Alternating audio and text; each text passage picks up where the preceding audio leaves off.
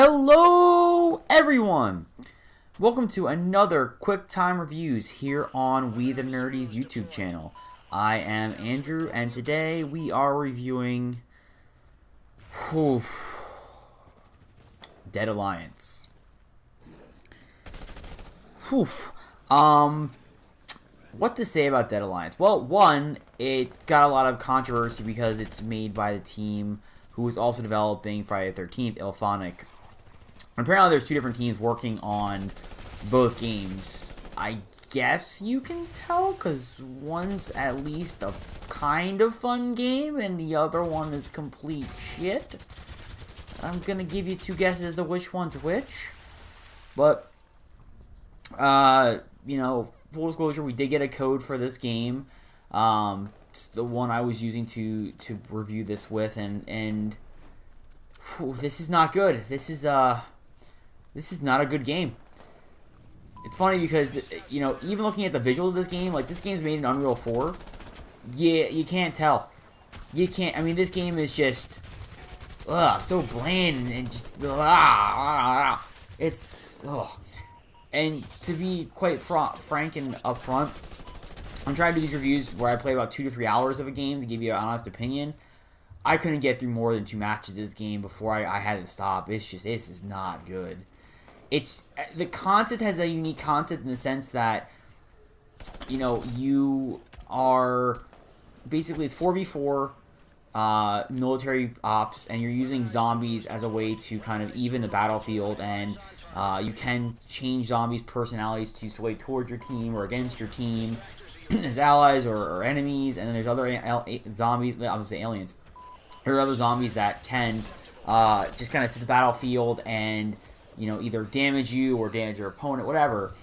Now, that sounds like a cool concept, but it's completely missed the mark in this game. You know, for one, the gunplay is completely slow and plodding. It's very just, man, I mean, it feels like it's almost like they tried to do a Call of Duty mod, but they changed it from a 60 frame per second game to a 30 frame per second game, and then, you know, tried to slow everything else down. It's not good. And maybe in the coming months, if they do patch updates and stuff like that, it could be good, but I just don't see this happening.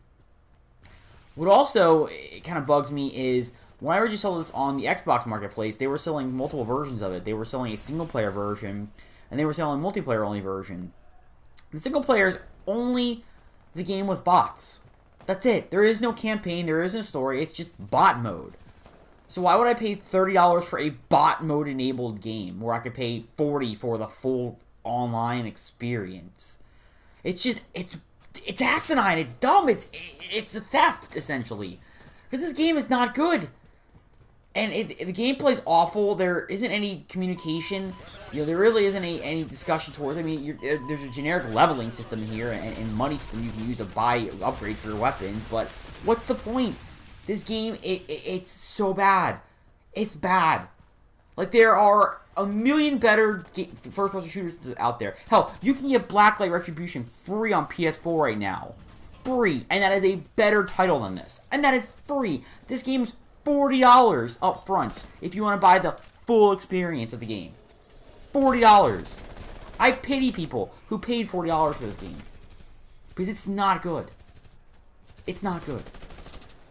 And in all reality, these guys at IllFonic that made this game, they shouldn't even touch Friday the 13th. I don't want them touching Friday the 13th because I'm scared for what that could do to that game. Because it's already kind of lackluster as it is. Well, granted, it has some fun scares every now and again. I don't want them touching this because they could make it worse. They could literally make that game worse. And it's just, I'm so sad by this game because there's promise here, that there's potential and promise, and it is completely ruined. I don't know if it's because it's a rush job, I don't know if it's because the devs just ran out of money, but do not pick this game up. You know, and you know, between my worth it, rent it, and steer clear ratings for this platform, this is 100% a steer clear. It's a shame, but it's, you know, it's a generic military shooter that tries to add a slightly unique concept and completely fails and does not hit the mark in any way, shape, or form.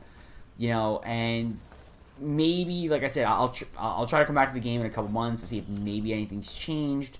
But in all reality, this game is just slow. It's plodding. There's no excitement. There's no thrill to it, and it's just it's not even mediocre. It's just bad. It's really awful. And you know, if you are one of the people that bought this game, hopefully you bought it physically so you can trade it in, or sell it to some other schmuck who, you know, doesn't know anything. That's a terrible thing to say, but you know, it's the only really thing I can advise at this point. But you know, what do you guys think? Are you guys enjoying this game? Do you feel the same? You know, leave a comment. Tell us what you think. But that's going to be it for this episode of QuickTime Reviews. As always, I am Andrew, and you know, be sure to like this page, or like, subscribe, follow us on all of our social media platforms, and be sure to keep it all locked from WeTheNerdy.com's YouTube channel and the website. Take it easy. Peace.